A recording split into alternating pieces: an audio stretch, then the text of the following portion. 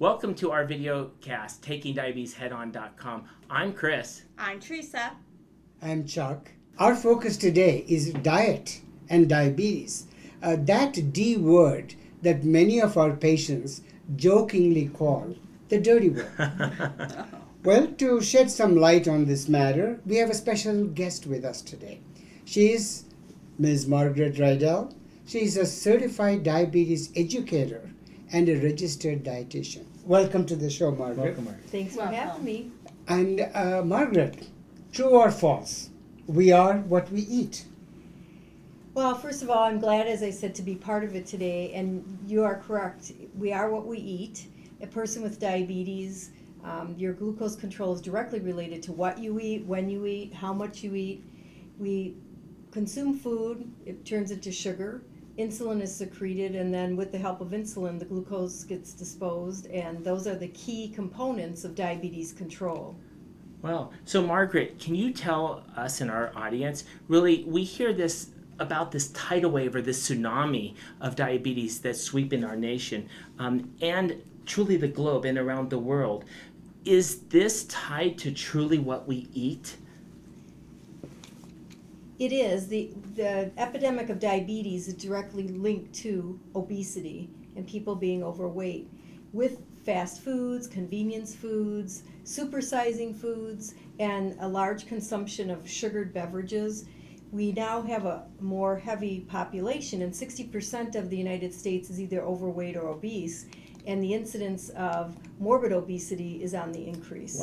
Wow. Well, Teresa, we always are used to looking at the weighing machine, the weighing scale, the truth teller, one we love and one we hate. Is this a good reflection of this obesity? No, there's several indications that define not only obesity, but there are other better linkages that to the developments that's called insulin resistance or type 2, as well as coronary artery disease.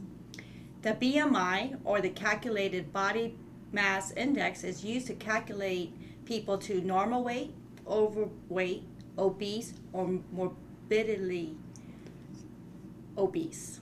The BMI is the weight in kilograms divided by the square of the height in meters.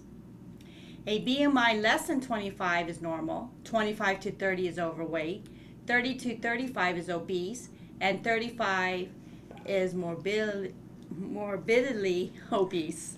I You've know, I always hate had- that you word. I hate that word. We're going to have to All get you of hooked us- on phonics, right? That's a morbid word. I know. It's Truly not morbid word. Yes. And in addition, the waist circumference is also an indicator of the visceral fat, which is a closer link to developing diabetes. Also, the hip to waist ratio is used to stratify this risk. Wow. So truly, you mean it truly appears that not all obesity carries the same risk? Is that true?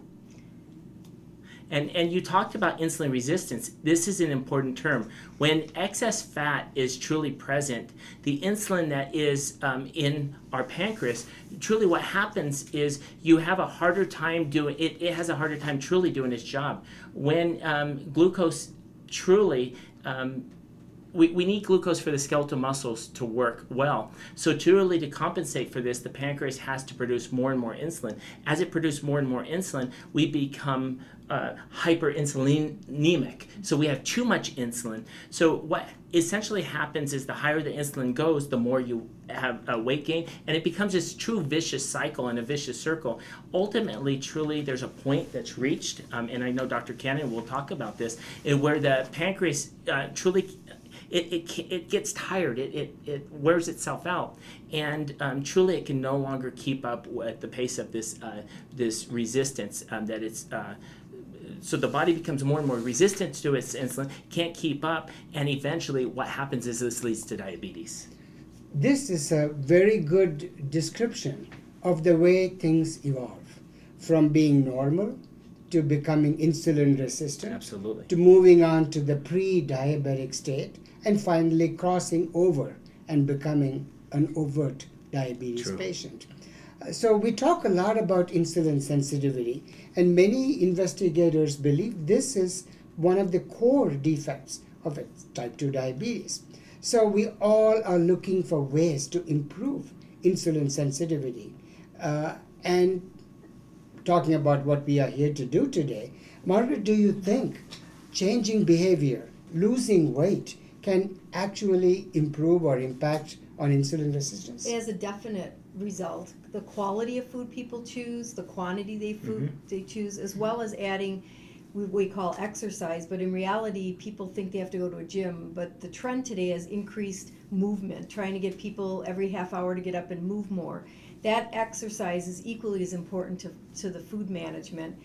If they can lose weight, it decreases the resistance and it allows the body to work better with the resources that it has. Just more mobility then, right? Right, and people always get hung up, I gotta go to the gym, and I caught myself, because when you told me I had to exercise, and I'm like, oh, what I meant is move more, just be more mobile. So Margaret, why do people dread the word diet? Well, they think they're going to die. It's a 4-letter word. But in reality, people tell them they can't have any carbohydrates at all, or they believe that they're going to be doing food diaries and counting calories and, not being able to eat what they want. And today we don't really use the word diet because of that. We use medical nutrition therapy. So it's part of the management with other therapeutic modalities like medication and monitoring, so that we can get the results that we need. This truly is as it ought to be, truly. So Margaret, what truly are the broad principles that you and other dietitians might start with a patient when they're truly trying to advise the patient on what to do with this thing, so they prevent, I saw this cute cartoon, it says diet is just die with a T added. Right. Well, I first sit down with them and try to find out where they're at, because we're all creatures of habit. So we evolve and come back to that. So I try to encourage them to realize they're going to tweak that, make changes though that they can live with. Because when you turn on behaviors like a faucet and turn them off, you get radical changes, which are hard for the physician to manage, but are also harder on the body physically in terms of large weight gains and weight losses. So I try to find out what they've eaten like in the last 24 hours. What's a typical day for them? I look at the beverages they drink, because there's so much sugared beverages and high fructose corn syrup containing foods that I just encourage them, do you think you can give it up or reduce it? Because giving it up entirely is a withdrawal for some people. So we look at that. If they're not eating regular meals, it's important for the management with medications and blood sugar control to eat 3 times a day, trying to space the food at 4 to 5 hour intervals. In the past, we encouraged, and I've changed my story so many times in my profession, to snack, but we really don't believe in snacking, and we don't really like people eating late at night, because that can have an impact on the morning blood sugar and make it harder for the next day. If they eat very late, they could exercise, drink more water, try to do something to counterban that, because some people's schedules are harder to manage and they may have to eat late. But portion control and the plate method are really the keys that we'll talk about today. So Margaret, I see you brought some props with you. Do show and tell. Okay. So the first thing I try to encourage people is to look at portion sizes. So when we talk, and the plate method is probably the easiest way to help people start looking. So this is the standard plate that we like them to use. So if you use a larger plate, you're obviously going to fill it up. Was that a 10-inch plate? It's like 9 inches or so. 50% of the plate should always be vegetables, and those are basically free foods. And other foods that are free would be diet drinks, water, seasonings, anything under like 5 calories we don't count. So you can see there's only half a plate left. So the other half of the plate would be for some type of starch. And we'll get more into portioning in a minute, but because this is only a quarter of the plate, I encourage them to eat more vegetables, because chewing a lot lengthens eating time, helps them create a fullness, and it helps them be more aware of their eating. And then palm of the hand size portions of protein, and for many gentlemen this is a drop. It doesn't look like a lot of protein. So if this looks drastically different than what they're eating, we just talk about trying to make them smaller. I had a gentleman who once said he ate a pound of meat twice a day, and when he looked at this, he goes, honey, no way is that going to work. So we start with where they are and try to gradually shave the portions down. But the plate method is kind of the key for people to start with. Excellent. So in a sense, though, you are not telling people to radically change their lives. You're talking about some common sense, sensible, and sugar is an addiction. True. And if you dramatically make changes, people get into binging. So nutrition doesn't have to be painful or rigid. So what is your advice on fast foods and eating out, which is a big thing in Vegas? Everybody comes for the buffets and everything, and we always get the super meal, big, the large combo. So what would your suggestion be? Well, the first thing I always encourage people to do is to use resources like Calorie King that's an awesome or resource. Go Meals app, or I just help everybody, and when I see clients, I have my computer, I Google the name of the restaurant and put nutrition facts after. Start looking up what you typically would eat. Then take the information we talk about in terms of carbohydrates and portions or what their goals are, and look at what they can get to fit them. Maybe they'll go with a protein burger at one of the places in town here and get the fries and use the carbs for the fries. So it's not an all or nothing proposition, but it's again looking at how they can tweak what they already do. Wow. And there's a Healthy Dining Finder, another internet website that's really great because it kind of classifies the food choices at various restaurants. Because I know they have the Calorie King on the phone, Right, for Go iPhone, Meals. and it's free of charge. So that's always Yeah. a nice Right. thing. So who should learn how to carb count? Is it necessary for all people with diabetes? No, it's not. It depends on how we're managing them. If they're new to diabetes and we're just using some oral agents, they should know what carbs are. So carbs are breads and cereals and fruits and vegetables and milk. But I always tell them they get stumped. If it comes out of the ground or it's of a plant, that's really a guide for them because it's a lot of information at once, and then really use the plate method. But if somebody's really on what we call basal background or bolus meal insulin, they really need to learn carbs to help dose the meal insulin, or if they're using an insulin pump. So then we get down into the nitty gritty and do carb counting, which is by grams and label reading and using other resources that are available. Wow. So Margaret, truly, how many carbs are truly allowed per meal? Well, we always try to individualize it, but based on their goal, if they're trying to lose weight, women should really be at 30 to 45 grams. Men should be at 45 to 60. But if they're at their appropriate weight, those numbers can be increased based on their height, weight, and age. And I know our viewers are probably thinking, oh my God, I want more carbs than that. I have seen many patients say they want to avoid carbs. Although, because of the fear, that's not good for their blood sugars. Have you ever seen this before? Well, a lot of people will come in, like the gentleman we had today in the office. They told him he shouldn't be eating carbs, that they're bad. But you need them, right? Right, because they're sources of B vitamins that help the nervous and digestive tract. They provide fiber to keep us regular. And the fruits and vegetables give you vitamins and minerals like vitamin A for your eyes and skin, vitamin C. So they're not bad. It's just learning that some have a bigger impact and learning a little of the chemistry behind those carbs and realize that they can eat carbs. And they should, especially if they're dosing insulin. Absolutely. Right. And as with so many concepts in diabetes, there seems to be the good and the bad. They tend to be juxtaposed. Take the case of the good carbs versus the bad carbs. We hear a lot about this. Not all carbs are bad. Can you expound on that a little bit, Margaret? Well, a little bit might have to do with portions. So if we look at rice, this is 15 grams, this is 45, but people just don't eat 1 cup of rice, they eat 2 or 3. Especially if they have a rice-based culture they come from, is that correct? Right, and so we talk about using like long grain or white rice or wild rice or mixing them to try to get a better result, because fiber is really the friend of the carbohydrate family.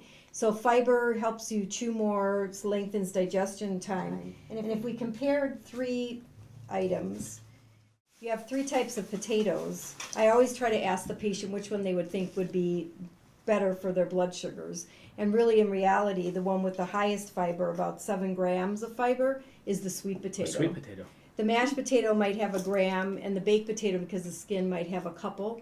And we try to encourage people as they get through this carbohydrate challenge to find foods that are higher in fiber. So many times people say they drink juice versus a piece of fruit. So this is not even 1 gram of fiber. The piece of fruit is 3 grams. And are you one of these dietitians that say absolutely no juice, period? No, because I tell them their meter is their best friend. Okay. So they can incorporate it in a small portion, about 4 to 6 ounces, but then count it as part of their carbs and look at their meals pre and post. Wow. And once Blood again, we sugars. get to this customizing.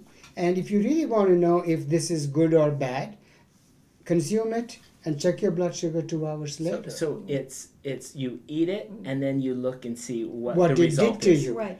And I had one gentleman who was very astute. He ate the same cereal every day, but changed the fruit and found that certain fruits were more blood sugar raising. So even though that was right in his carb allowance, he just figured out that certain foods were better for him than others. Wow. Wow. So it's all individual. And you know, in the past programs, we've always tried to talk about response to treatment.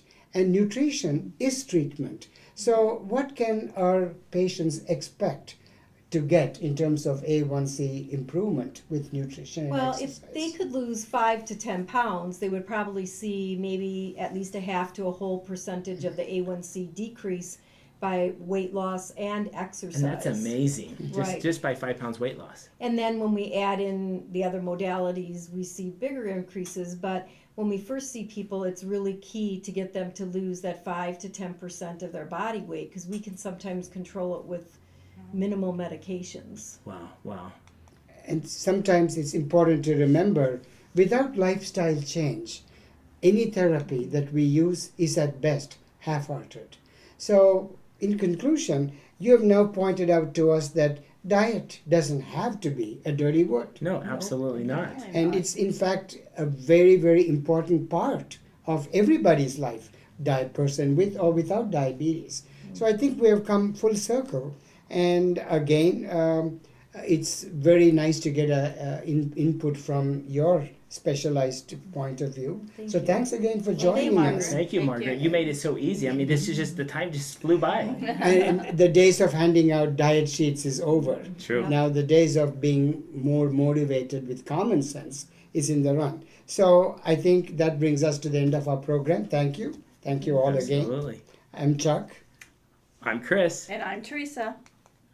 Please don't forget to give us your feedback. And please like, comment, and subscribe. We love hearing from you all, so please feel free to email us.